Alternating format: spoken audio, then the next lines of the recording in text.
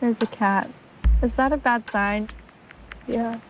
The Ultimatum Queer Love is the messiest show Netflix has ever came out with. I feel like I was being gaslit and manipulated myself.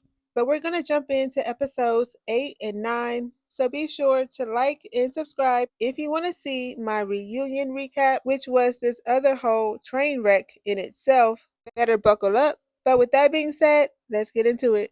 We pick up where we left off with Haley telling Pilar she's in love with Megan and they both had sex. Pilar tells her she doesn't want her to feel like she has to be with her since they've been together for 10 years, even though I feel like what we have is special. Then they hug it out. Megan wonders if she ever would have gone there sexually with Haley if Dana never was mean to her and dissed her and ignored her and had her over there boohoo crying. Dana's like, exactly. The Megan I know never would have done that. Plus, you opened your heart to someone, which makes it even worse. Girl, what you over there sitting down talking about? Megan told her you had sexual relations with Mel. Dana said, kissing isn't sexual. We was just in there kissing. Am I tripping? Because I know kissing does not sound like this.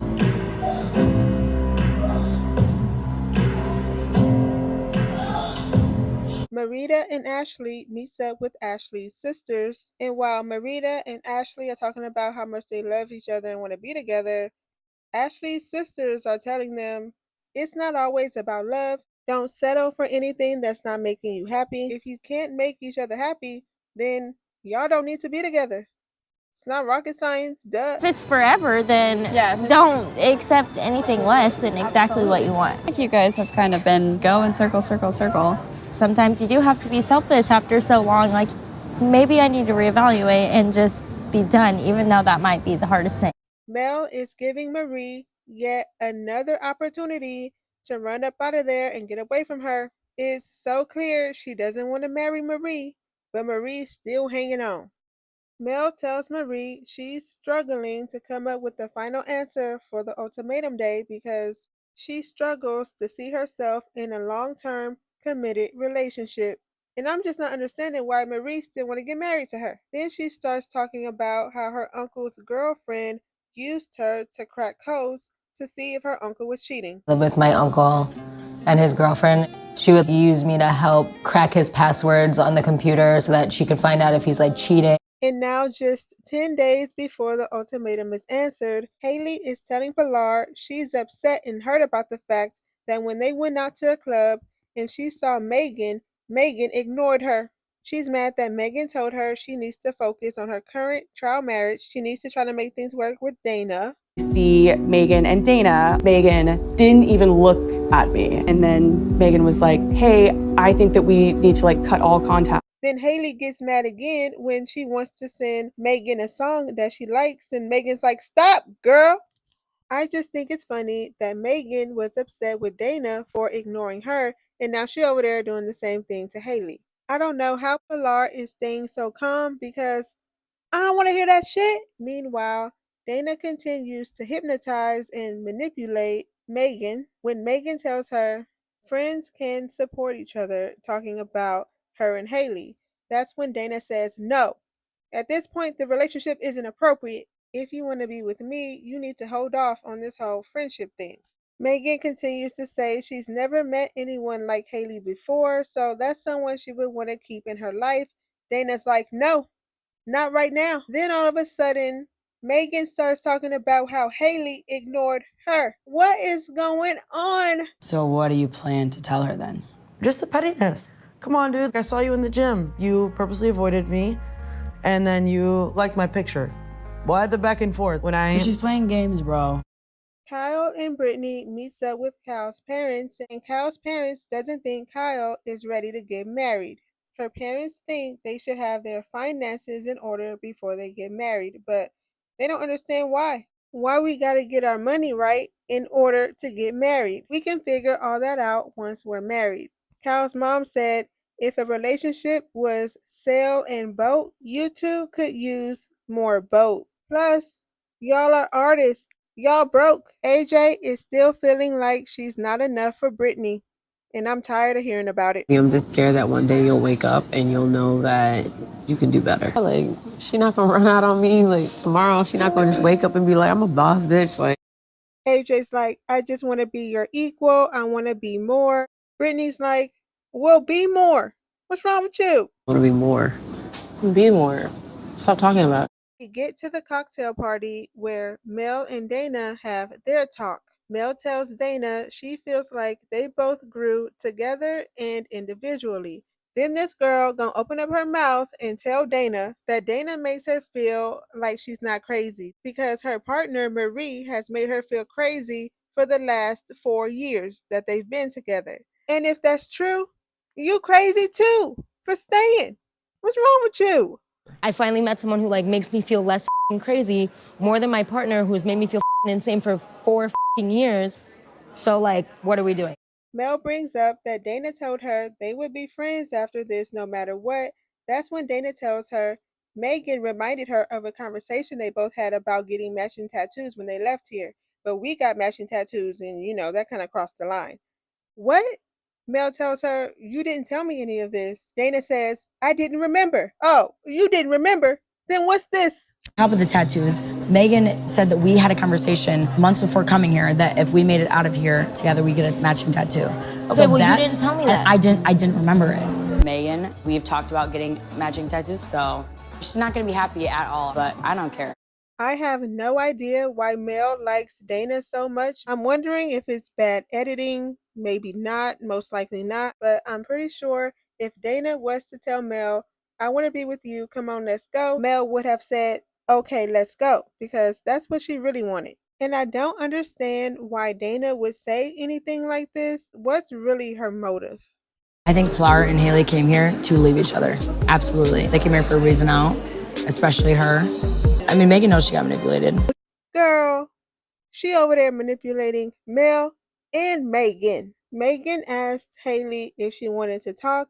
Haley said, no, not really, but I guess. So they go over there and talk. Megan starts talking about how since Dana was so hurt about them having sex, she wanted to focus her trial marriage on Dana and work things out with her. She goes on to say, and I know I ignored you at the club, but I just wanted to focus on Dana. That's when Haley says, you treated me the same way Dana treated you when she ignored you. You told me you would never do that to me because Dana doing that to you hurt you the most. Megan's like, I'm sorry I hurt your feelings, but I had to pick. You or Dana, and I chose Dana. Then Haley brings up, you told me you were in love with me. Megan said, no, I didn't. Then what's this then? We fell in love. The things that we went through, it's like the backtrack of the century. Did I say I was in love with you? I said verbatim. Multiple times. Did Megan fall and hurt her head? Does she have amnesia? Because not only did she tell Haley she was in love with her, she told Dana she was in love with her too. What is going on? It wasn't just sex. I'm in love with Haley. Haley's dad comes over for dinner, and Haley feels the need to tell her dad everything that happened in her first trial marriage with Megan. She even tells him they were in love, and now Megan is denying the whole thing. She backtracking. Haley's dad just wants to make it clear that he loves both Haley and Pilar, and that he's there for the both of them. I just want to make it clear that I'm not just here for Haley, I'm here for you too. Because I love both you guys like you wouldn't even believe. It's crazy how much I love you guys. And this really means a lot to Pilar since her family isn't talking to her since she's with a woman. It's just nice to talk to you about it because I don't have a dad to talk about it. Meanwhile, Megan is telling Dana her family is finally coming around to her being a lesbian. Then we get to Marita and Ashley, where Marita is still complaining about Ashley not being romantic enough. And you already know Ashley is still feeling like she's doing enough. And I'm tired of hearing about this too. I want romance. I don't get why you can't do any of that for me. Pilar forgives Haley for the experience she had there because after all, Pilar was the one who brought her there. Pilar asked her, do you think the grass was greener on the other side? And Haley said, no, I always knew the grass was greener with you. Oh, really? Pilar tells her she just doesn't want to feel like a safe second option. Well, girl, I think you are. I think if Megan would have said, "Come on, girl, let's go," Haley would have said, "Okay, girl, let's go." If it wasn't for Megan getting manipulated so hard by Dana, I feel like that whole thing would have ended a different way between Pilar and Haley, Haley and Megan, Dana and Mel, everything. It's now the ultimatum day, and Haley and Megan meet up. Haley brings Megan this gift that was supposed to come before their trial marriage ended, but she doesn't want her to open it right now. Okay. Haley then tells Megan she's accepted everything that happened during their trial marriage, but she doesn't feel like Megan has accepted it. That's when Megan tells Haley all she wanted during her trial marriage was space, and she feels like she didn't give her that, and that's disrespectful to Dana. And if you want to be friends moving forward, then you're going to have to apologize to Dana. All I wanted was the space for my second trial marriage with Dana. It was disrespect towards us. Then I feel like you owe her an apology. That's when Haley says, "I would never let someone in my life treat me the way you've treated me. I don't want you in my life in any capacity." And they both get up and leave. I would never let someone in my life treat me the way that you've treated me. I don't want you in my life in any capacity. I feel like this whole apology thing was Dana's whole idea. And for some reason, she feels like Haley owes her an apology when she was over there in the room oohing and ahhing with Mel. We then get our first proposal, and after AJ and Brittany telling each other how much they love each other, AJ proposes to Brittany. Brittany says yes. Are any of us surprised? No. I don't want life with anyone else but you, babe. Would you do me the greatest honor and marry me? Oh, wow. Yes, baby. Oh, my God. Haley meets with Pilar, and after Pilar asking her how did her meetup go with Megan, Haley lets her know she told Megan she doesn't want to speak to her anymore in any capacity. After that, Pilar gets down on one knee and proposes. Haley says yes. Haley? Will you marry me? Every day. I don't think I ever saw that coming. They even call Haley's dad to tell him the good news. Moving on to Marita and Ashley, where Ashley reads the letter she wrote for Marita, saying how much she loves Marita and how Marita deserves the world. Marita tells Ashley she wants to spend forever with her and brings up how she's obsessed with love. Then that's when Ashley says, "Have you truly been happy with me these last couple of months?" Marita said, "No." Ashley says, "What if I'm holding you back? My gut and heart is telling me one thing while my head is telling me the other." So Ashley decides not to propose to Marita. Now Marita over there crying and mad. I don't know if I can go through with like an engagement. It's not right at this point in time. Kyle proposes to Bridget, and Bridget says yes. I think we all saw that coming. What this entire thing has shown me was that it didn't really matter what anyone else had to say or how anyone else defines marriage. It only matters how we do. Dana meets up with Mel, and Dana lets Mel know that the letter that she wrote her was the most beautiful letter that she's ever read in her life. But she doesn't have the capacity to open her heart to someone else when she's in love with someone else. I don't have the capacity to open my heart to somebody else when I am in love with somebody else. So when Mel tells her this could be the last time we speak, she's like, "Oh, you don't want a friendship with me? So you want to be her friend, but you won't let Megan be Dana's friend." Oh, okay. This could be the last time we talk to each other. You don't want a friendship with me. No.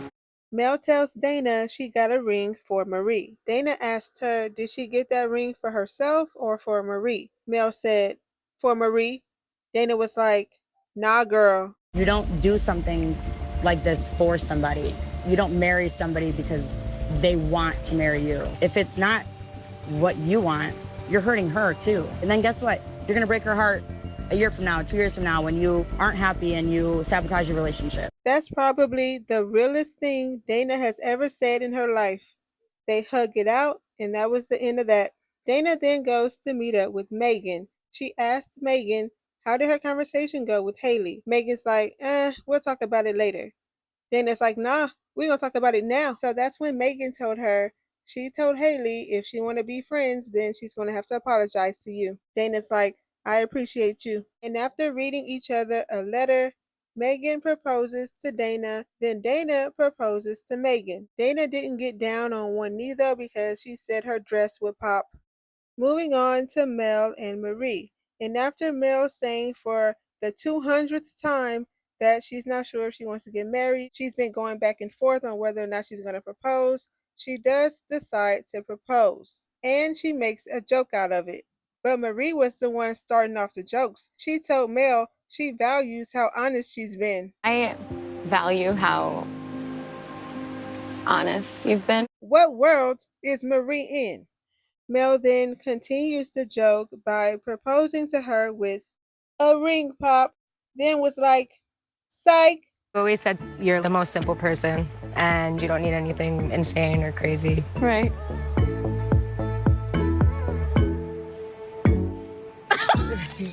Go play with somebody else. She then takes out the real ring and proposes, so now they're engaged. Huge mistake. But Marie just over there smiling. Just smiling. Can you believe I did that? I'm in actual shock. Yeah, me too. So that was that mess. If you want to see my reunion recap, make sure you like and subscribe. But also let me know your thoughts on these couples down in the comments so we can talk about it. And if you haven't already and want to see more videos like this, don't forget to like, comment, and subscribe. Thank you for watching this video, and I'll see you in my next one.